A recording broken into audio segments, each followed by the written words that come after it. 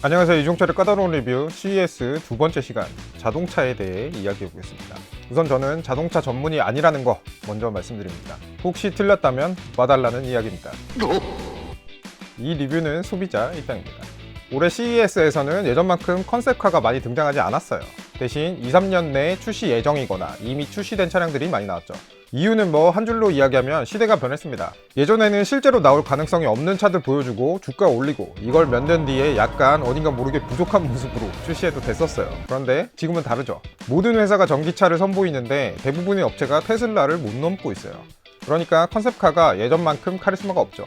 그래서 실제 출시될 차량을 보여주는 게 더 이익일 수도 있습니다. 올해는 소니가 아필라 전기차를 전시했는데요. 형태를 봤을 때 실현 불가능할 정도로 과하지 않아요. 그러니까 양산차에 거의 도달한 모습입니다. 소니 전기차는 혼다와 함께 만들거든요. SHM, 소니 혼다 모빌리티라고 합작 회사를 세웠습니다. 소니는 미디어 바나 첨단 기술 이런 테크적인 걸 만들고 혼다는 차를 만드는 거죠. 소니가 전시한 건 후면의 미디어 바와 디지털 계기판 같은 거였는데요. 앞뒤에 LED로 차의 상태나 날씨 이런 것도 보여주고요. 지금 좌회전이 아니라 유턴이다, 응급 상황이다 이런 것도 미디어 바로 보여줄 수 있겠죠. 2020년 비전 S 컨셉과 유사한데 양산차에 가까워진 거죠. BMW 차도 주목을 많이 받았는데요. 디지털 이모션 익스피리언스라고 해서 소니처럼 외부 미디어 디스플레이를 통해서 운전자의 상태를 보여주거나 하는 기능을 넣었고요. 두 가지 버전이 있었는데 하나는 전자잉크 디스플레이를 외부에 넣었고요. 하나는 LG 무드업 냉장고처럼 전체 컬러 LED를 넣어서 차의 컬러나 외장 디자인이 막 바뀝니다. 그런데 이건 실현 가능성이 높진 않아요. 배터리 소모가 너무 심하기 때문이고요. 흑백 미디어 디스플레이가 있는 쪽이 실현 가능성이 높겠죠. 저는 이 두 차를 보면서 그런 생각을 했습니다. 운전자와 차의 정서적 소통이 그렇게 중요할까요? 저는 아닌 것 같습니다. 테슬라를 보면 알 수 있어요. 전기차에서 가장 중요한 건 주행거리입니다. 주행거리를 테슬라만큼 뽑아야 성공 가능성이 높아져요. 또 하나 중요한 게 있죠. 가격. 가격이 어포더블 해야 살 수 있습니다. 그냥 제 감정 몰라도 되니까 가격을 낮춰주세요. 예전엔 테슬라가 가격이 낮았는데 이젠 테슬라도 아니고요. 테슬라 다음으로 현대 기아차 전기차가 아주 잘 나가고 있잖아요. 차도 좋은데 가격도 다른 회사보다 좋잖아요. 이거 무시할 수 없다고 봅니다. 그러니까 소니, BMW, 아우디 모두 약간 뜬구름 잡는 느낌이에요. 우리는 가격도 개싼데 주행거리도 뽑아준다. 이런 발표가 전기차 시장에서는 더 와닿는다고 봅니다. 실제로 그런 차들이 CES에 있었어요. 베트남에 삼성 같은 기업이 있거든요. 빈그룹이라고 있는데 이 회사가 지금은 내연차를 만드는데 올해부터 전기차에 몰빵합니다. 이탈리아의 피닌파리나와 협작해서 CES에서 전기차 5종을 내놨고요. 이 회사는 몇 년 뒤의 자동차를 발표한 게 아니에요. 이미 전기차를 팔고 있습니다. 2년 뒤에는 미국에도 진출하고요. 전기차 가격은 자율주행 이런 거 빼면 41,000달러 정도 합니다. 약 5,100만 원이죠. 좋잖아요. 거기다가 20만 킬로 보증, 배터리 70% 이하일 때 무상 교체 이런 것도 발표했죠. 이것이 소비자에게 필요한 전기차입니다. 주력차인 VF8 실제로 보니까 르노 QM3 있죠. 약간 그런 느낌이 있었습니다. 굉장하다는 느낌은 아닌데 괜찮다 이 정도죠. 새롭게 등장한 토그는 튀르키예 회사고요. 컨셉트카를 선보였는데 외관이 다른 완성차 업체에 비해서 부족하지 않았습니다. 디자인을 피닌파레나에서 했고요. 올해 1분기 내에 양산을 시작합니다. 양산은 SUV 모델부터 하고요. 외관을 보면 벤츠나 그랜저 이런 느낌이 나는데 괜찮습니다. 가격은 약 7천만 원이라고 하는데 싸다고 할 수는 없지만 전기차 시장에서는 비싸다고 할 수도 없는 가격이죠.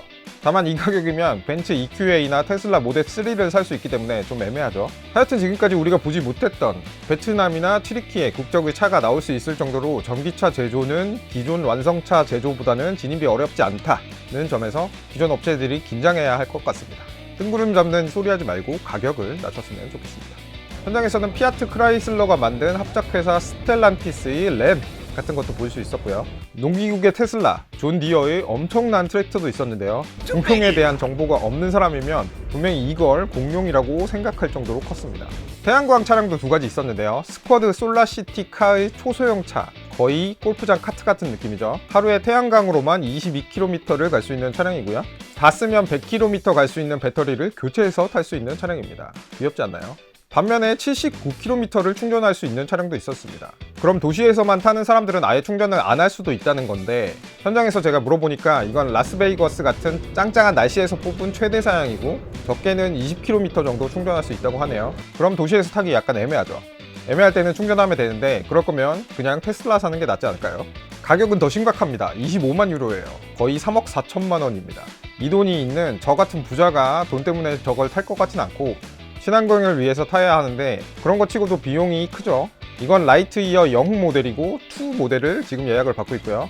이건 4만 유로가 목표 가격이라고 합니다. 약 5,360만 원이니까 훨씬 저렴했죠. 태양광 충전량이 좀 줄어들 것 같긴 한데 가격이 괜찮으니까 다른 전기차보다 좀 낫겠죠.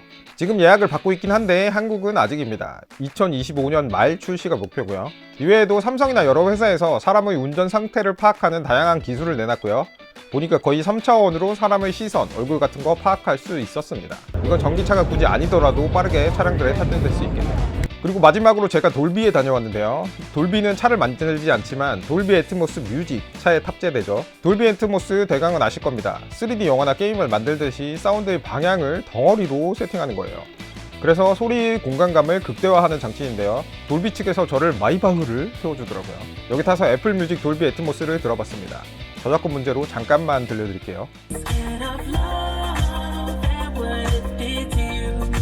총 4-5곡 정도 있었는데요. 눈물이 날 정도로 좋습니다. 돌비 관련 내용은 글을 써놓았는데 댓글란 확인해 주시기 바랍니다. 자, 정리해봅니다. 컨셉카, 이제는 큰 인기 없습니다. 사진 찍고 끝이에요. 전기차, 감정, 소통 이런 거보다 가격, 주행거리가 더 중요합니다. 비싸서 못 사는데 무슨 소통이 돼요. 베트남, 튀르키예 차량이 그래서 인기를 끌고 갔고요. 친환경 차도 속속 등장하고 있습니다. 자, 전기차 앞으로는 한 3-4천만 원대에 한 700km 탈 수 있는 시대가 되길 바라면서 그때까지 까다로운 리뷰가 안 망하도록 구독, 좋아요, 알림 설정 안 하시면 소리 소문 없이 사라집니다. 뿅.